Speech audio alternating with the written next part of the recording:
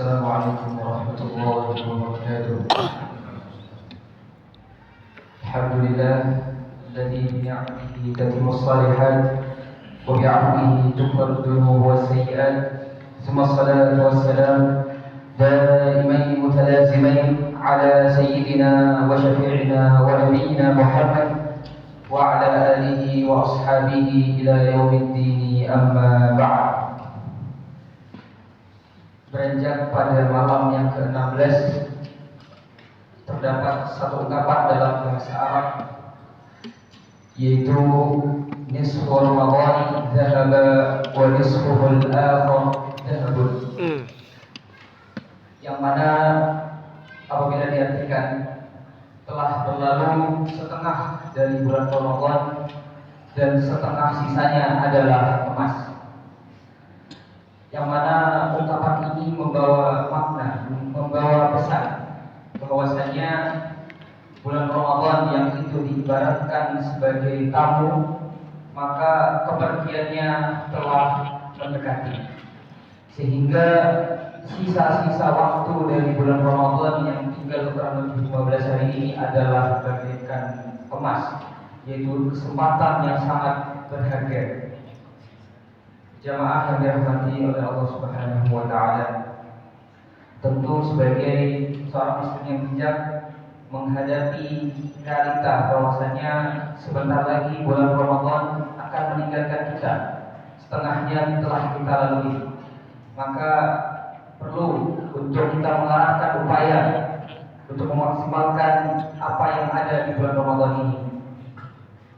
Pada kesempatan kali ini, izin kami untuk merangkum 4 hal yang dapat kita lakukan, yang semoga menjadi penyemangat bagi kita dalam memanfaatkan bulan Ramadan yang tinggal setengah ini. Poin yang pertama, totalitas terkait dengan ibadah, yang mana yaitu kita melaksanakan ibadah dengan sebaik-baiknya. Fudail bin Iyad memberikan satu standar bahwasanya ibadah yang baik ataupun amalan yang baik adalah akhlasuhu wa aswabuhu, yaitu yang paling ikhlas dan yang paling benar. Ikhlas berkaitan dengan bagaimana niat kita, seberapa tulus niat kita dalam beribadah kepada Allah Subhanahu wa Ta'ala. Dan yang kedua, aswabuhu, yaitu yang paling sesuai dengan apa yang Rasulullah SAW ajarkan. Berkaitan dengan perkara niat, ini adalah satu hal yang cukup krusial.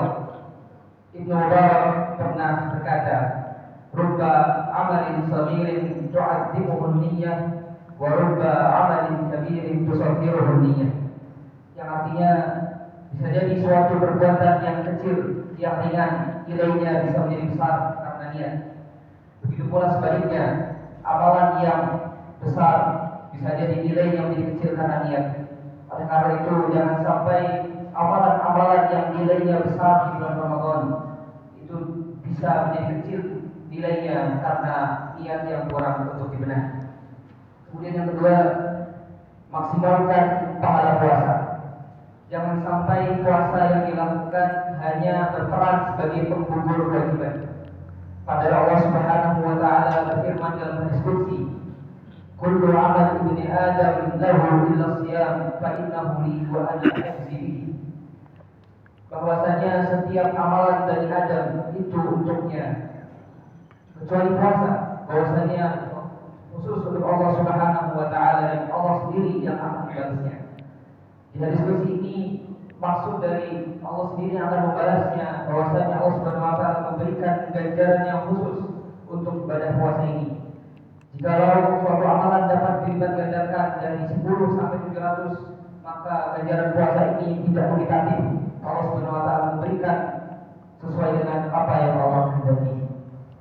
Kemudian poin yang ketiga, apa yang disebutkan dalam hadis bahwasanya Ramadan ini adalah waktu yang sangat sesuai untuk memperbanyak doa dan juga memperbanyak sedekah. Terkait dengan memperbanyak doa itu sendiri, bahwasanya di bulan Ramadan ini sejatinya seluruh waktu yang ada di dalamnya itu mustajab untuk berdoa.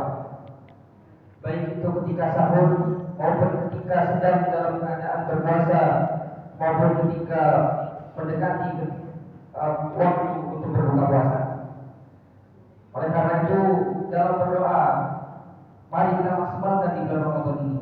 Dan juga yang perlu diperhatikan dalam berdoa, jangan sampai doa-doa kita terhenti pada urusan dunia saja. Allah Subhanahu wa taala berfirman dalam surah Al-Baqarah, "Wa minhum man yaqulu rabbana atina fid dunya hasanah wa fil akhirati hasanah wa qina adzabannar." Dan terdapat golongan orang-orang yang berdoa kebaikan untuk dunianya dan juga kebaikan untuk akhiratnya. Sejatinya itulah standar ideal dalam berdoa. Jadi kita berdoa untuk urusan akhirat kita juga. Kemudian terkait dengan memperbanyak sedekah, bahwasanya sahabat Abdullah bin Abbas radhiyallahu anhu pernah mensifati ataupun menceritakan terkait dengan Rasulullah SAW, bahwasanya Rasulullah SAW orang yang dermawan dan akan lebih dermawan lagi pada bulan Ramadan, sehingga ini tentu hal yang patut kita contoh dari teladan kita bagi Nabi Muhammad SAW. Kemudian poin yang keempat, ketika sudah mendekati ataupun ketika sudah masuk pada pertengahan Ramadan, artinya sudah dekat dengan 10 hari terakhir bulan Ramadan.